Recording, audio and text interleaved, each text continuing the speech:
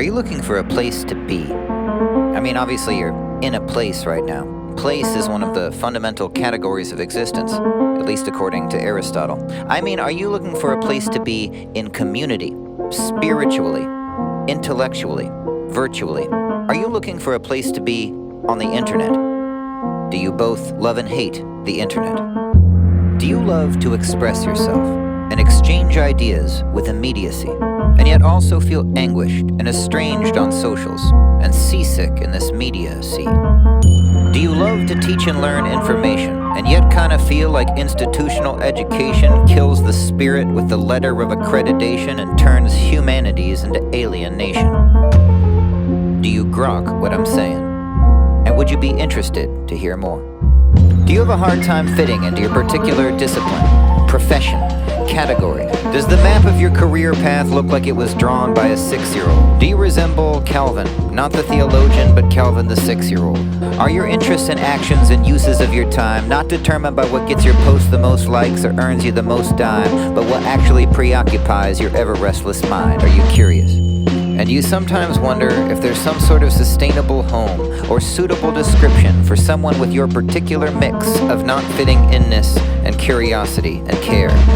You, my friend, might be a Grokkist. A what? A Grokkist. Grokkist is derived from the verb grok, an expression of Martian origin. It's introduced into English by Robert Heinlein's 1961 Stranger in a Strange Land, the story of a human being raised from infancy on the planet Mars who comes to Earth as an adult with startling and highly disruptive perspectives on reality. One such perspective is the concept known as grokking. Grokking. To grok is to understand something in its fullness, to know it empathetically, to grasp and embrace it in its complex totality, to know it in a way that the knower and the known, in a sense, become one, to love, to care, to feel, to see, to understand something as a concrete experience, not just a mere fact or abstract commodity, to really get that thing. If you grok what I mean. Being a Grokkist is the opposite of fitting in boxes. It's the consciousness that all that we've been taught of and brought up with isn't common sense, so grok it. Break the constructs with confidence. Strangers in a strange context. It's bottomless, got it yet? A Grokkist is someone who leads with curiosity. I think that is the core to being a Grokkist. And I think most people, even if they're not currently leading with curiosity, do have a curious nature that might have gotten dampened down, pushed down in some way, often in childhood.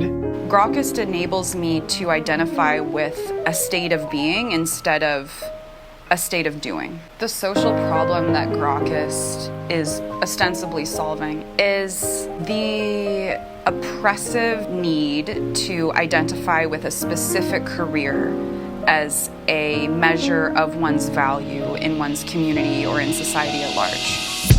So what are we actually doing?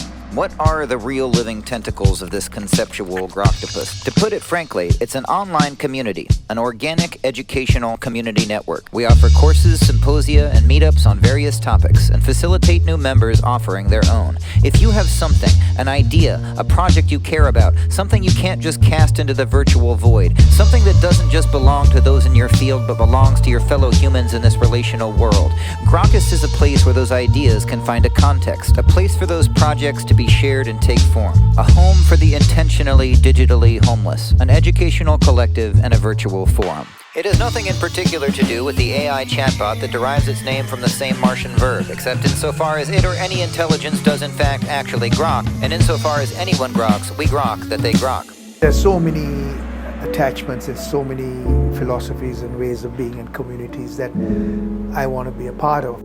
The concept of Grokkist is about that openness to explore, and I love the whole notion of curiosity. What we offer, the actual offer, is not so different from what a university does or what formal education does. I think we just start from a more organic premise, and we're doing it in a more direct, honest way for a zillionth of the price. We don't have a monopoly on curiosity and human connection.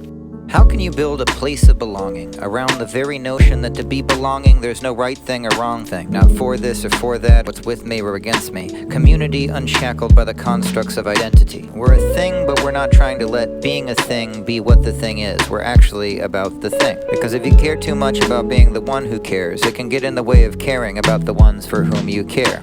So be a Grokkist, or don't. Be you. Be a scholar, but don't be shackled by a school. Be social, but don't be shackled by media. And if you want, join Grokkist, and then I might be meeting you. So much stuff is trying to pitch you something and trying to convince you of something. I'm really not trying to get anyone's attention. We just do stuff. We just do the stuff. I think we're going to see a lot of these communities where people are grouping around the shared project of cultivating meaning. And it's kind of like church, but it's more organic. And I love that philosophy because there's too many people telling people what to do. The soul that's in it, that's what actually attracts people. It's just people being themselves. Each first event under Grokkist that I attend, I'm reminded again, oh, I didn't realize how alone I'd been. I didn't know that other people were so like me. Discovering that again, whatever it may be inside them, is something that we want to find. And even if it's you find it and you come to Grokkist and you find that thing that lights you up and then you never interact with us again, I'd call that a success.